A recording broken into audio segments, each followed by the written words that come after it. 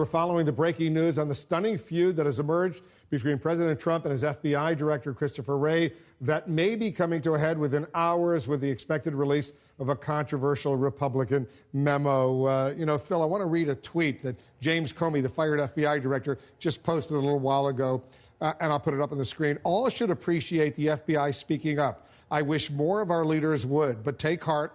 American history shows that in the long run, weasels and liars never hold the field. So long as good people stand up, not a lot of schools or streets named for Joe McCarthy. Your reaction?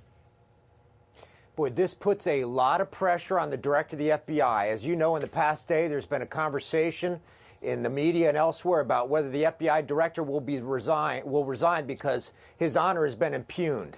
If the president supports the release of this memo, what he's saying is my appointee to the FBI, that storied institution, is sitting on soiled laundry, is sitting on corruption. The honorable thing might be for Christopher Wray to resign. What Comey is saying, and I would agree with him, or at least what he's suggesting is, look, we're going into an extremely unstable environment where the special counsel may issue indictments against people connected with the White House. I would predict sometime in the spring or summer.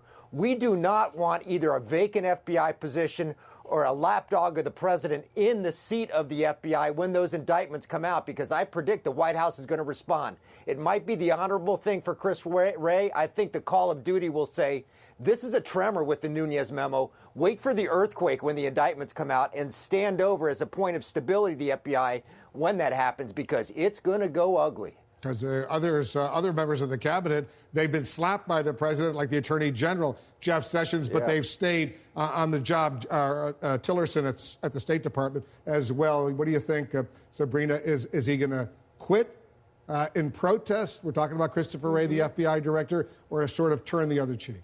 Well, Christopher Wray did meet with the White House Chief of Staff, John Kelly, over the past week, and he didn't indicate that he had any intention to resign at this stage. I think that he sees it as integral to stay at this moment in his position because there is this need to act as a check and a balance. And there's this concern within the agency that if you lose someone like Christopher Wray, who's more of a straight shooter, the president is clearly looking to fill a senior leadership with more people who are loyal to him. But I think the challenge for anyone in this role will fundamentally be that this president believes that the FBI and the Justice Department are there to serve him, and there is no real answer for that problem. David, we've reported that the top White House officials, they're very nervous right now that Christopher Wray might resign in protest to what the president is doing, authorizing the release of this memo. Yeah, if Wray resigns, that's a tough choice for him for all the reasons already stated. But it's also a tough position for the White House because can you imagine? He can be free to speak his mind on various issues, not classified information,